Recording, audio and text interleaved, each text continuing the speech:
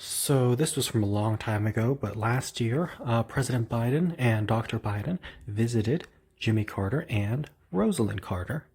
And while President Biden and Dr. Biden looked really, really big in this picture, Rosalind Carter and Jimmy Carter just looked really, really small. So what's going on here? What is going on? Well, first and foremost, this was last year, so President Biden was 79 and Dr. Biden was 70, whereas Rosalind Carter was 94 and Jimmy Carter was 97. So a 94-year-old and a 97-year-old are going to be generally much smaller than a 79-year-old and a 70-year-old because President Biden and Dr. Biden are so much younger, so they're going to be bigger, and Rosalind Carter and Jimmy Carter are going to be smaller because they are significantly older. So that's one reason, because as people get old, they do shrink in size because bones shrink and also posture gets bad. And so that's just natural and it's what happens. So that's why they look a lot smaller.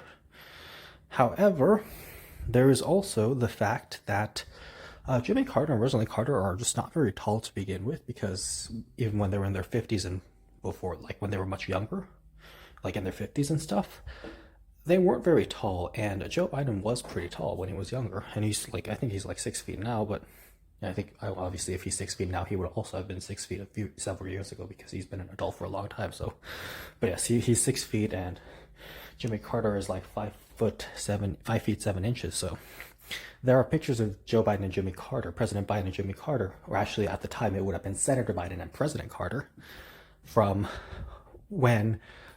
So there's pictures of Senator Biden and President Carter, where Senator Biden is towering over President Carter, and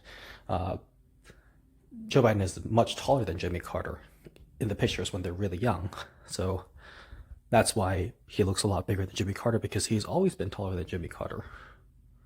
I mean, obviously not always, because Jimmy Carter is 18 years older than President Biden. So obviously when President Biden was born, he would not have been taller than Jimmy Carter. But of course, they didn't know each other at the time. So, but anyway, so the point is, Joe Biden is relatively tall and Jimmy Carter is relatively short to begin with. So that was always the height difference. And Rosalind Carter is also very short. And Jill Biden, I don't know Jill Biden's height, but she's relatively tall for a woman. Not to be, obviously, like, no offense there. No sexism there, but the point is, she is relatively taller than other women, I would say. And so that's why Dr. Biden and President Biden look a lot bigger than Jimmy Carter and Rosalind Carter, because they are a lot bigger.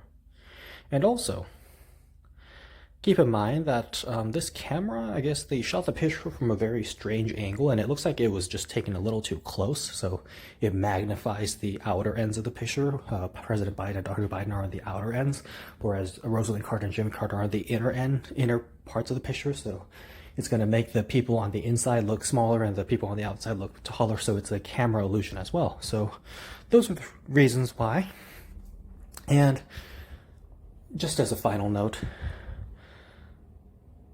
Jimmy Carter and Joe Biden are being compared to each other a lot, and the comparison is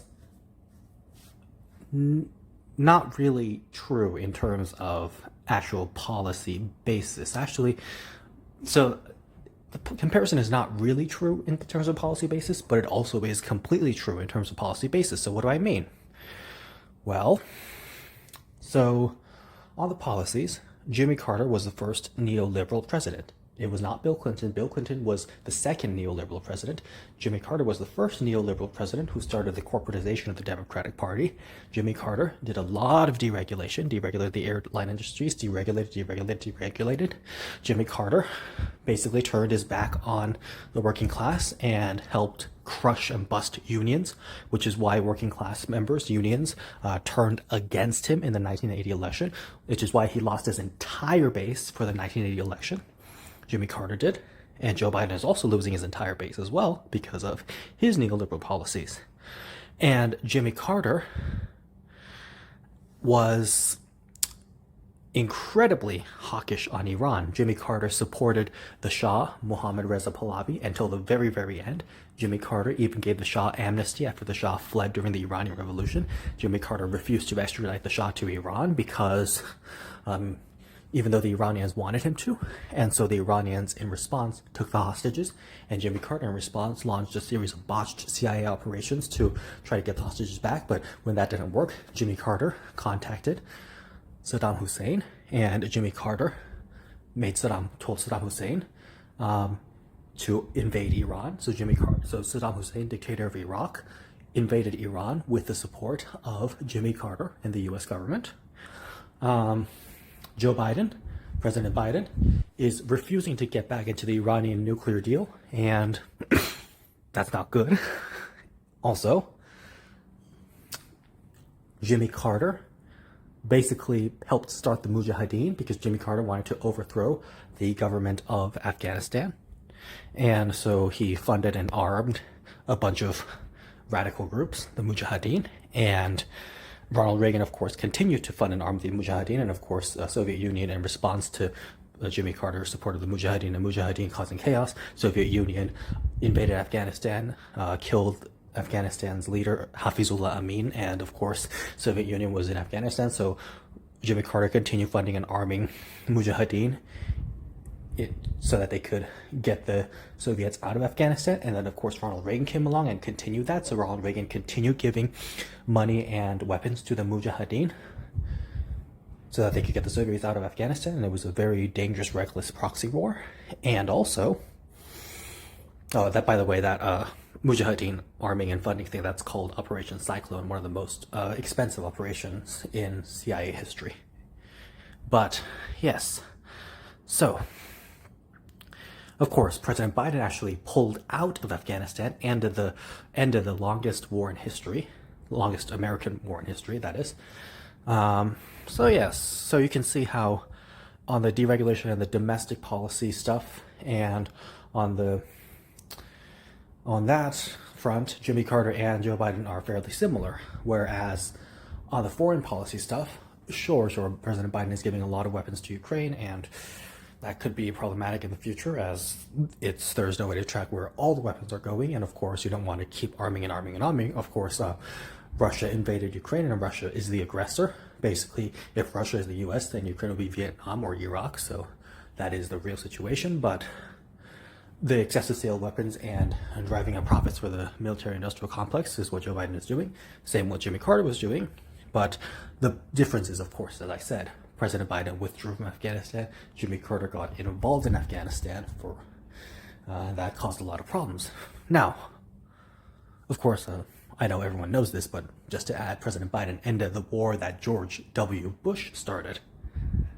But anyway, the Mujahideen, which was started by Jimmy Carter and proliferated and exacerbated by Ronald Reagan, of course, eventually split up and became Al-Qaeda and Taliban. Of course, Al-Qaeda did 9/11, and then George Bush invaded Afghanistan, and of course, Taliban offered to extradite Al-Qaeda, but George Bush just continued the war, and yeah, but anyway. So, we could go on and on and on, but the point is, Jimmy Carter led to Ronald Reagan. Bill Clinton led to George W. Bush, although not exactly, because actually Al Gore did win the 2000 election, and of course the Supreme Court decided to hand it to George Bush, so technically Bill Clinton didn't exactly lead to George Bush. I mean, he sort of did, but he sort of didn't. Now Barack Obama led to Donald Trump. It's Barack Obama's fault that Donald Trump became president. And it looks like President Joe Biden is going to lead to Ron DeSantis, or someone worse, or maybe back to Donald Trump. So yes, there we have it. Jimmy Carter's policies and Joe Biden's policies are very similar, with some significant differences, but overall they are both neoliberal corporatists who Jimmy Carter led to, as I said, Ronald Reagan, and Joe Biden looks like he's going to lead to Ronald DeSantis, so it's not good. So hopefully Bernie Sanders runs for the third time and changes his strategy and actually grows a backbone in terms of strategy and stops listening to Pramila Jayapal and listens more to Zephyr Teachout. And hopefully Bernie Sanders wins and is victorious in 2024. And hopefully Bernie Sanders learns how to be mean in terms of strategy and to project strength. And by the way, I don't really believe Jimmy Carter when he said he voted for Bernie Sanders in 2016 because, first of all, Jimmy Carter, I don't really believe what he says. And secondly, from the way Jimmy Carter governed as president, he's more similar to Joe Biden and Barack Obama and Bill Clinton than he ever will be to Bernie Sanders. So, honestly.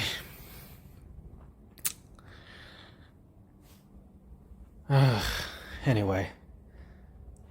Yeah, I mean, I could go on, but it's just exhausting at this point to talk about these feckless and neoliberal ghouls, so later.